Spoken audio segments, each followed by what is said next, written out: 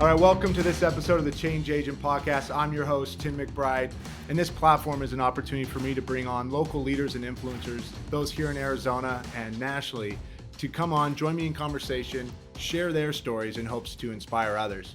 You know, if you know me, I'm always looking for inspiration in the community, whether it's in my industry, specifically like real estate, or out. I always try to identify myself with leaders in our space, entrepreneurs in our space that are very creative and kind of operate out of the norm. And my guest today is one of those. When I moved here about 5 years ago from California, I came kind of from the marketing kind of creative background in the sports world. And I wanted to find and identify with a platform and people that were kind of operating in that space so I can kind of feel settled in a new city. And a platform that came to my attention early on was Fabulous Arizona. And I got introduced to Cynthia Sassi, who's here with me today. She's the founder and president of Arizona's premier online publication that really serves a lot of my needs as a realtor to be able to help educate my network and my clients on the lifestyle of living in Arizona, all the benefits that come with living here, from restaurants, activities, all the top brands, and all the key happenings in our community. Right. And in a digital world that we live in, you've made it available to all of us in a matter of seconds of basically turning on our phone. So before we get into Fabulous Arizona and Cynthia Sassi's story, I just want to introduce her, allow her to share a little bit about herself, kind of what inspired her to get into the online publishing and digital marketing space, and kind of what fueled that inspiration for Fabulous Arizona. So Cynthia, thanks for coming on. Yeah, thanks for having me. So who is Cynthia Sassi? Oh, well, you know, I'm originally from Wisconsin, moved here when I was about 10. I've hated the summers since I was a child. But, you know, we've got a great, 9 months out of the year. That's fantastic. I went to Arizona State University for marketing. I initially was going to do business management, and then I started taking psychology classes, and I was like, I'm really fascinated with psychology, but I don't want to be a psychologist. So I was trying to figure out, okay, what am I going to do? And I figured marketing's kind of the perfect marrying of those two things. It's business and psychology because of the consumer behavior aspect of marketing. So I didn't know exactly what I was going to do with that degree, though, when I graduated. And I took an internship my senior year, and it was with an online magazine called sheknows.com. Okay. And one of the things that I loved about digital by being, in that environment is, first of all, I didn't really know digital magazines like that really existed. I mean, this was back in 2007, beginning of 2007. So, I mean, we're talking, pre-Instagram, Facebook was barely a thing at that point. So this is still really early on in the whole digital space. And what I loved about online is that we could see what articles people were reading, what ads were they clicking on. And from a, consumer behavior aspect, that was really fascinating to me. And I loved kind of producing content and seeing the final product out there and seeing that people were enjoying it, and just kind of getting to, see the kind of it getting shared out there and being enjoyed that way. Yeah. So you quickly finished your degree, got into kind of the corporate advertising, online publishing space. Mm-hmm. How long did that last for? Because I know you started Fabulous Arizona just a few years later. Right. Well, so when I started there, it was actually a small startup. And so at the time, there were maybe 5 of us in the office. And very quickly after, so when I graduated, they hired me, and I was the marketing department, if you will, because it was such a small company. And so I was pretty much the only marketing person. And so what was really great about that environment was I got to learn everything because it was such a small office environment. So it was such a blessing to get to listen to, the owner's phone calls with investors and get to learn how to read contracts and learn HTML with the web developers. And I really got to kind of dig into all of it, which obviously down the road ended up playing a huge role in me being able to start my own company. So I ended up launching Fabulous Arizona several years later after I had worked with a local publication for a little while. Okay. And I really fell in love with working with local business owners, similar to your passion with, telling people stories and that sort of thing. I really liked getting to hear why somebody started their business, especially on a local level. There's usually a good story behind it, or they're really passionate, as opposed to, when I worked for the national magazines, it was a lot of Target, Old Navy, P&G brands that, are very corporate, and you just don't have that rewarding experience of telling that story that you get on the local level. So that's kind of how Fabulous Arizona was birthed, was, my experience with, kind of the working with those bigger brands was a great experience as well, because I was able to learn how to put together ad packages that, could be effectively implemented on a local level, but I got to work with those local people. So it kind of married the two together for me. I agree. And it allows you to kind of help these local brands scale too. Right. Because you've got the experience working with the bigger brands that play on a higher level. Yeah. But you're pretty early in your career when you decided to take that leap of faith to kind of branch out and go on your own. And, that's a topic I want to focus on, because right now we live in a world where, fear is defining our ability to do a whole lot, right. and it can be overpowering in a lot of ways. But a lot of people are still kind of persevering and having to pivot and understand this new norm and find opportunities in it.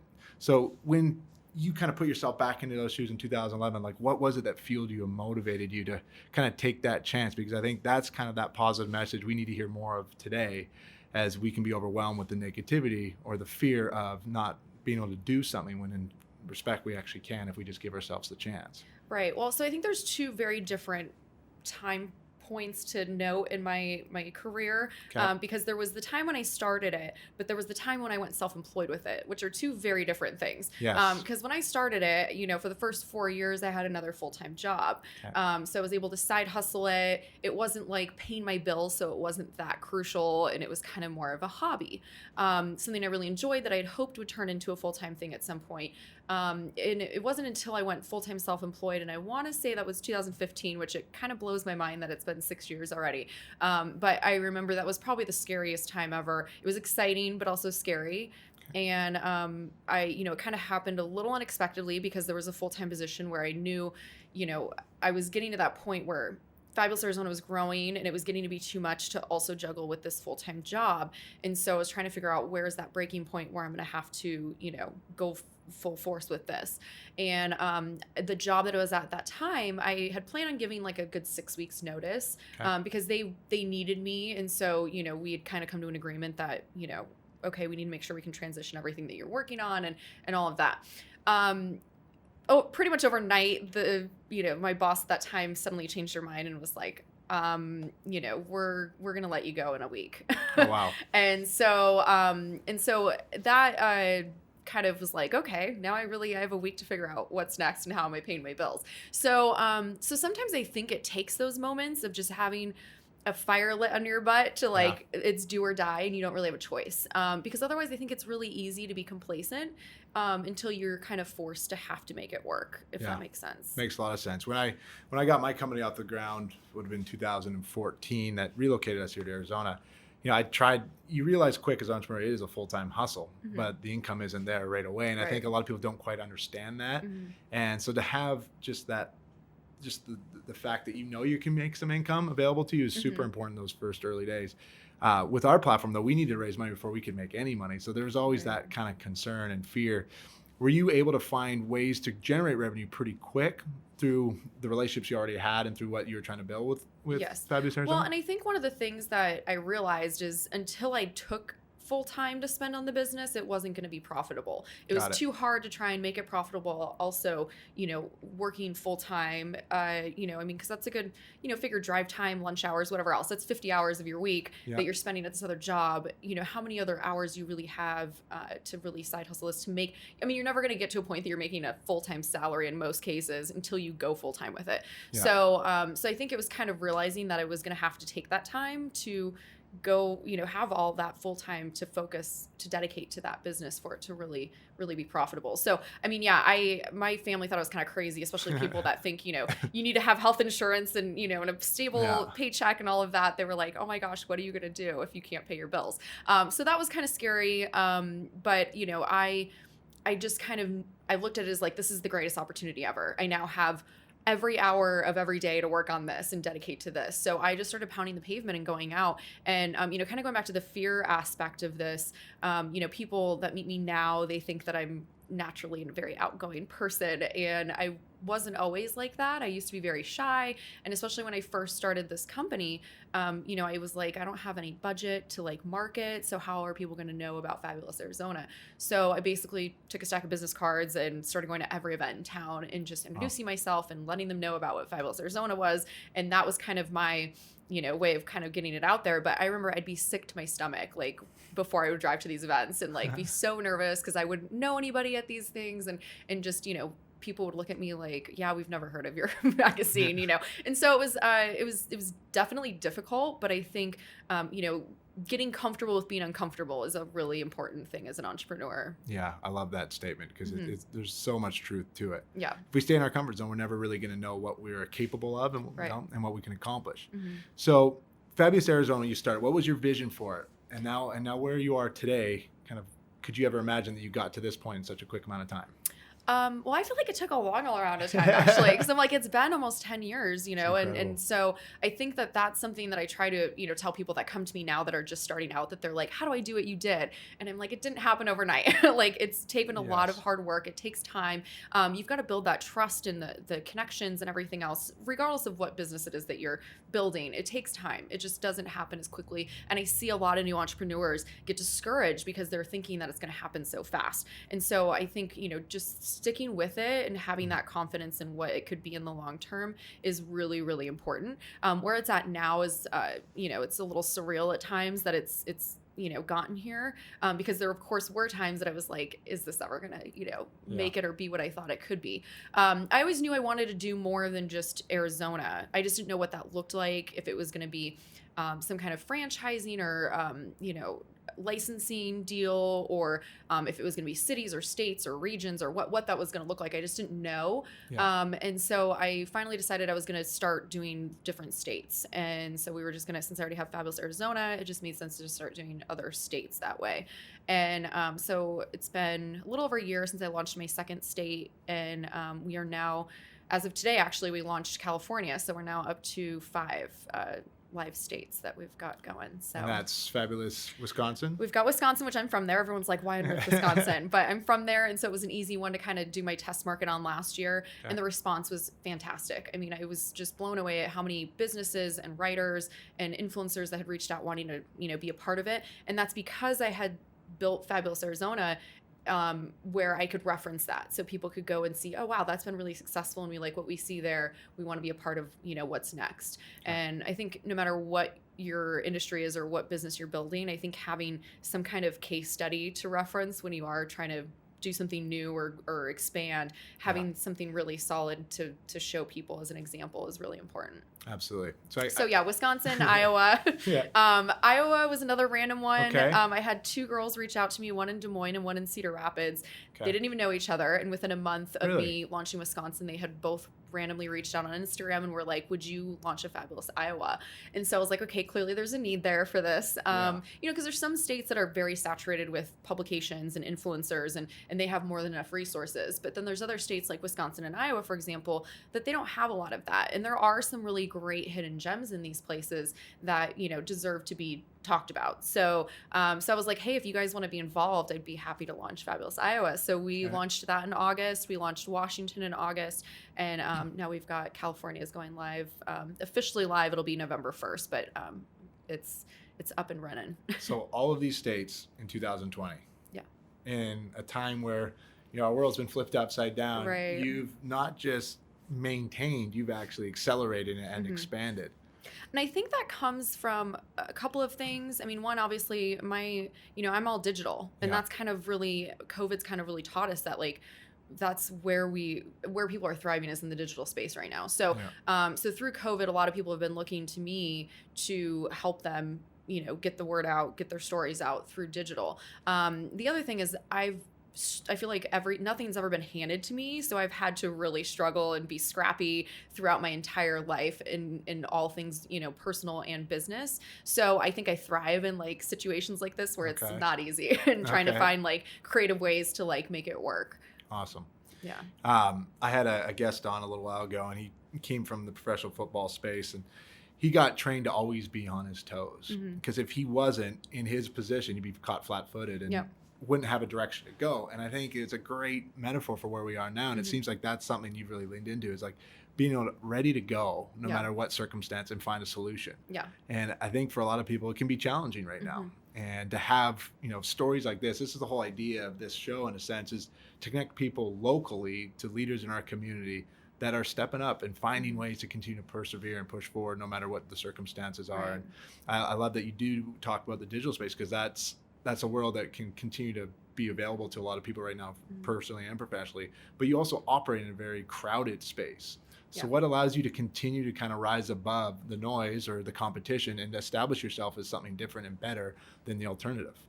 I think obviously I've got over a decade of experience in this space. So obviously that gives me a leg up. I also, in July hired Melissa Larson, who is my now editor-in-chief, and she's got over a decade of experience in the local, publishing industry. So she's got great connections and great experience. And our managing editor, Kylie, bringing on people that are better than me at what they do. And so I think that that's something that it's been very, very hard for me to hire people. I've always am like, oh, it's so scary to hand things off. But I think all the mistakes that I've made in the past were hiring people that I had to I was just basically teaching them what to do, as opposed to bringing in somebody that was better than me at certain things, because I can't be an expert. And, especially running a business, I mean, there's so many different pieces. I can't be an expert in all those areas. So I have to know what my strengths and weaknesses are and hire those people that I know these are not my strong suits. Like, let me get people in those positions that really excel in those areas and can do this job better than me. So I think that has helped tremendously. And there's a talent in that to be able to identify with who you are and where your strengths and gifts are and where they're not, and to accommodate your gifts with the talents of others. Right. That's going to allow you to go so much further. Right. And a lot of people, I think, have a hard time of letting go. So has it been hard for you to let go, or has it kind of been? Initially I thought it was going to, and then once I realized, like, oh, she does this better than I do. Like, I was like, okay, I can let this go. And now I've half the time I don't even know what she's working on, because she's just got it under control, and it's great to not worry about that. And this is the first time in 10 years that I've been able to do that. So that's been amazing. And the other thing is I try to just focus on what we do well, and not worry about what everyone else is doing, I guess. Knowing what we can bring to the table and what our strengths are as fabulous, the Fabulous Media Group brand, as opposed to what every other influencer, blogger, or publication's doing. We know what we do well and that we can deliver, and kind of focus on that. So as far as, your original question about kind of what sets you apart, I think also just the genuine passion that we have, that our whole team has, and even the people that we have writing for us in the different cities, the one thing that they all have in common is that, they're passionate about these businesses that they're featuring. And so I think that as long as we're still sticking to that, being the key focus of, supporting these local business owners, which is the passion behind this, I think we'll continue to do well. So you mentioned when hiring other people that you've had some failures, right? Yes. I think that's inevitable in any type of business or entrepreneurial kind of pursuit. There's going to be struggle. And I think in understanding those and embracing those is important. And the lessons we learn, I think someone sees Cynthia Sassi, they think president, founder, like immediate success, or I want that. But I think what's so important is people need to understand the story, the journey behind it, because that's where true inspiration will come from. Right. So what have been some struggles or some losses or failures along the way that have made you better, made you stronger, made the brand better and stronger? Yeah, they're definitely, I feel like I'm just constantly pivoting, like finding things that don't work. And that's just kind of a constant, struggle, of course. Obviously when I first went self-employed, that was incredibly difficult, trying to make enough money so I could pay the bills for, and just kind of trying to figure out and make it. I think one of the mistakes that I made early on was thinking that success meant I had an office and employees, and and that's what defined some definition of success that somebody else, I guess, may have put in my head. And so I got myself an office and I hired an assistant, and it was like, overhead. I didn't really have the, it was overhead that I couldn't really afford and didn't really need. And so, so that ended up being just kind of a waste of money. And I ended up, after 3 months, didn't have the office anymore, didn't have the assistant anymore. So, so that's, I think, something that you got to not use what everybody else, I guess what society defines as success, and really, kind of look at what is your particular situation and what's going to be best for you. And, and especially with me being digital and most of my clients wanting me to come to them, it just was such a waste of overhead. But I felt like, oh, I'm a real business owner if I have an office. And it's like, that doesn't necessarily, define anything. So look at my business card. I'm an owner. Right. I have an office address. I love just kind of going off of that. I love that you say it, because if you know me, I never wanted to be in real estate, right? I never saw myself as a realtor. And then when I got kind of, mentored into it, all I saw was the title of realtor. I'm like, that's not me. I've given my life and my, time and energy and my education towards, sports marketing and entertainment. That is who I am and where I'm supposed to be. But as I got into it, there's the freedom in the space to kind of be what you want to be in control of your own brand. And I think you went out and created that, and you took the experiences of trying what was supposed to be the way to do it and realizing quick, that's not me, that's not how I operate. And when I got in as a realtor, so many realtors operate in a lot of the same ways and capacities, and there's nothing wrong with it. But if you can go your own path, I think there's so much potential in that, and there's really no limitations as long as you're not doing anything illegal, right? But the whole idea is about relationships and people, and if you can do that authentically, it can be an individual or it can be a business, and it can be a local business or a national product. It can be so many layers to it. But if you go at it authentically, and the reason I talk about that is when I see your platform, I think one reason I would say that you've been so successful is you've done such an amazing job as authentically being the brand too. You're not just an owner that's in the background telling people what to do or positioning the pieces. You're out there living and experiencing, what you represent which is honoring the local businesses and being in their space and honoring them in their space. So has that been intentional on your part, or is that just something that has kind of naturally taken place? I think it's because I am truly so passionate about it. I mean, literally when I think about all of the different aspects of all the different jobs I do, which are many, one of the things that I love the most, because I've tried to analyze like, okay, what are the things that I really, really love and I do the best at? And that's meeting the business owners and hearing their stories and talking with them. And so it's just like, I love that. That's why I love being out there talking with people, meeting them, as opposed to just sitting behind my computer, sending emails and that sort of thing. So I think that's why it comes across that way, because it is truly like the drive and the passion behind the business is those business owners. And I would say that's what has probably allowed you to create success early and often. And I would say that to anyone, like if you believe and truly live out the purpose of your business or your goal, whatever it may be, the success will come. The provision will be there if it's authentically you and what you aspire to be. And I think it's just obvious. And I think that's a testament to what you're building and you do it in such a professional way, which is, I love branding and marketing. I think, you're not cutting corners. You're not missing opportunities to save a few bucks. You're really putting a positive and a quality product out there. So with that, tell us a little bit of what you do outside of working 24/7. Oh, are there hours in the day left for that? I honestly, like, I feel like people always ask me, like, what do you do with your free time? And I'm like, I literally don't have free time, or I don't know, because I really do work 24/7. Like, one of my favorite parts of my day, though, is I walk my dogs a couple miles every morning, but I am still working on my phone. I do a lot of social media on my phone when I'm walking them in the morning. People probably are like, this girl, because I'm looking at my phone the whole time while I'm walking, but I love being outside, and my dogs I'm obsessed with. I'm sure anyone who follows me knows that.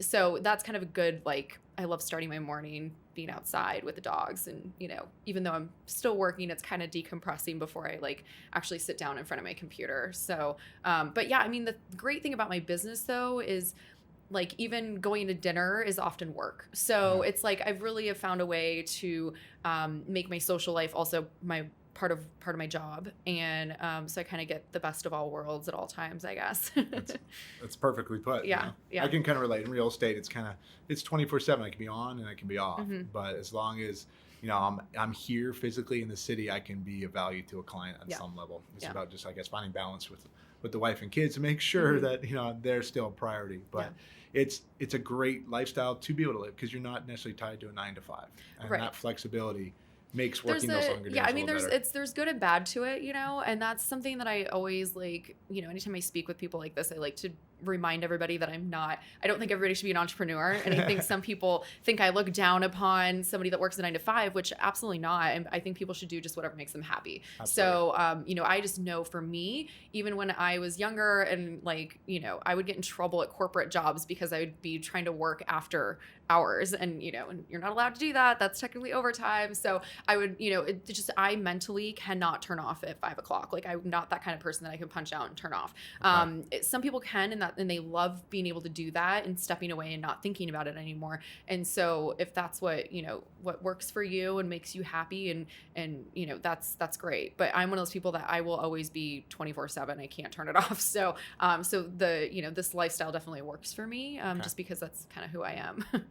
Question for you on this. I'm sure you get asked it a lot. So, I'm a father. I have a little girl, and she's 6. She's this little confident, firecracker that's going to go after her dreams. As someone that can speak kind of to the female audience, that next generation, like, what would you say to them that in regards to their goals or dreams or aspirations, as someone that has taken a chance, has a feel, and stepped out and created great success, but a great platform that is serving our community?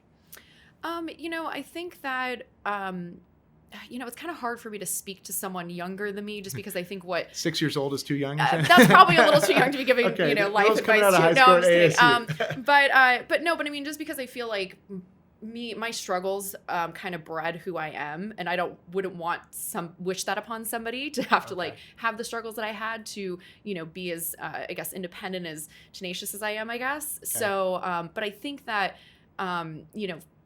really believing yourself and not believing that, you can't be whatever you want to be. Because I think too often we sit there and think, oh, well, that's really cool for that person, but I could never do that, or that could never be me. Mm. And I'm sure every single person that's, done something amazing thought the same thing at some point. So, so it's like, any of us could be any of those things. We just have to work at it and be, and really try. But I do think that whatever that thing is, you better be really passionate about it, because it's, anything that's, going to be great is going to take a lot of dedication and a lot of work. So you better love it and really be passionate about it. Especially the journey itself, the struggle itself, right? Yeah. That's where you're really going to realize if it's for you or not, because the end result will play itself out, right? And that will fade, but the process won't. That will continue. Right. And if you can't fall in love with that or appreciate that, enjoying that, it's going to be a struggle. Yep, definitely. So, you've touched a little bit on it. You've expanded in the five. So is this the next step for Fabulous? And you mentioned Fabulous Media. Is this kind of the next? So Fabulous Media Group's kind of the overarching,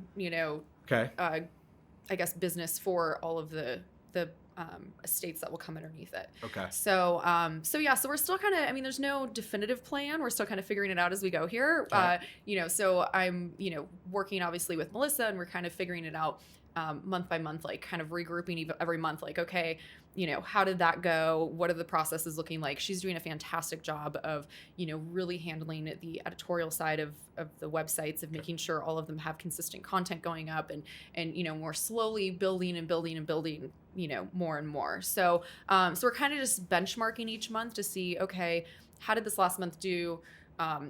Are we ready to take a next step? So, we didn't launch a new website in October because we were trying to play catch up a little bit from, everything that we had going on and trying to regroup. And so we were like, okay, now we're ready for the next one. So we don't have specific timelines put in place just yet, because we're still kind of figuring things out. How are you evolving? How are you expanding here locally in Arizona? So I am obviously continuing to, flourish here, which is great. The Arizona brand probably takes the majority of my time as opposed to the other states just yet, just because obviously that one's been around the longest. It's profitable. The other states are, brand new, and we're still trying to establish an audience there. So we can't really sell against those audiences yet because they're not quite there yet, but they're definitely getting there. So obviously the Arizona brand's going to take most of my attention. It is also, it's pretty well recognized here in town. So, so we are seeing a lot of opportunities coming our way this year. And then, as I work with a lot of different business owners locally, over the years, a lot of them have asked me to, help them with other marketing tasks, like their social media and their email marketing and all of that. And so I've also, with a business partner, have launched a marketing agency. So, very ingrained with the local scene here.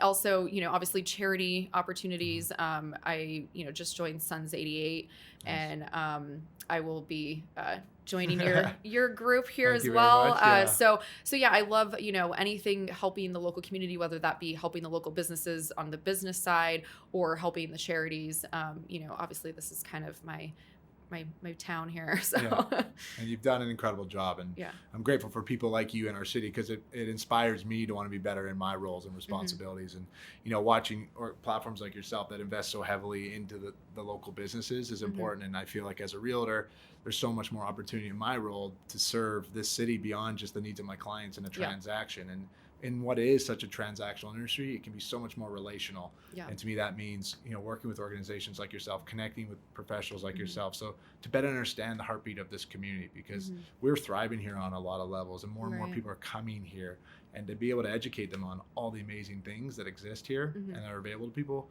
is pretty awesome. So it's been fun to watch what you've been growing. It's been great to get to know you personally through all this, and draw inspiration from you, because you can go so far on your own, but when you find great leaders in the community to rally around, That's pretty exciting on things that we can accomplish. And I think that's probably one of my biggest pieces of advice I always give everyone is, aligning with the right people. I think that's so important when you're growing your brand, is having those right people in your network and aligning and kind of the collaboration over competition mentality. Absolutely. There's business for everybody out there, right? And success is different for everyone. Mm-hmm. So to compare yourself against others or vice versa doesn't lead to a whole lot. No, and you're always going to feel like you could be doing more. So that's never going to go away. Yeah, it's true. So kind of just as we, we're hitting our time here, and I don't want to go too long and take up too much of our time because I know you're busy. So what are the best ways for people to get a hold of you, Cynthia, and to follow your platforms? Is it all online? Everything's digital, obviously. We've got, Fabulous Arizona is the handle for Instagram, Facebook, Twitter. Cynthia Sassi for my personal. Nothing fancy. It's pretty straightforward. First name, last name. And then obviously all the states will follow that same suit. So there's Fabulous Wisconsin, Fabulous Washington, and all of those. And the website's incredible to follow. So anyone listening, make sure you follow that. It's, like I said, it's a resource I give all my clients because they want to know, especially those out of state, where to go. We have a weekly newsletter that goes out, and everyone loves it as a resource. Each week it kind of gives you the recap of these are what things going on. I mean, obviously not many events at this point, but typically it would tell you all the events going on. We feature a new restaurant every week. We feature a new person. We launched a philanthropy section recently, so we're featuring a different charitable organization each month. So just kind of the newsletter is a quick way each week to kind of get the rundown of everything you need to know, and then you can click through and read more on any of those if you are interested. Perfect. And we'll make sure everyone has the links to everything. And one thing I want this podcast to be is relational to the audience as well. So I always ask, are you available? Are you open to taking calls or questions from anyone that hears this that might want to reach out to you? Oh yeah, absolutely. That's, one of the things that I love the most is, any way that I can help or share knowledge. I'm all about that. Excellent. Well, you truly are an expert in the online publishing digital space. There's a lot of information in you that you can share, and we get to experience it through the publications and the platforms you built. So thank you for that. And if you know me, I'm a hat collector. New Era is a brand that I'm a big fan of. And part of this platform is to say thank you to who you are in our community, the work you're doing, and the information you're giving us, and the standard you're setting. And I consider you an agent of change, a change agent, if you will. And part of my brand is to give every guest a New Era snapback. Awesome. So this is for you. Awesome. Thank you so much. Thank you for who you are in our community, the work you're doing. There you go. I wish it fit my head. For someone that loves hats, I gotta get snapbacks. Just don't work for me. New Era is the best platform. Coming from sports, I see the hat as a symbol of community, competition, team, and championship. When anything wins, the first thing you put on is a hat. So I'm grateful for our friendship. I'm grateful for what you're doing in our community. More people need to be aware of the work you're doing and your expansion to other states, because it's just going to be a cool platform to watch over these next few years beyond. So thanks for coming on. Of course, and anyone, please check out Cynthia Sassi. Follow her social handles, fabulousarizona.com. Incredible platform for what's happening here in our city. And I look forward to continuing to watch the growth and your expansion here. Thank you so much. Thanks, Cynthia. Have a great rest of your day. You too. Thanks.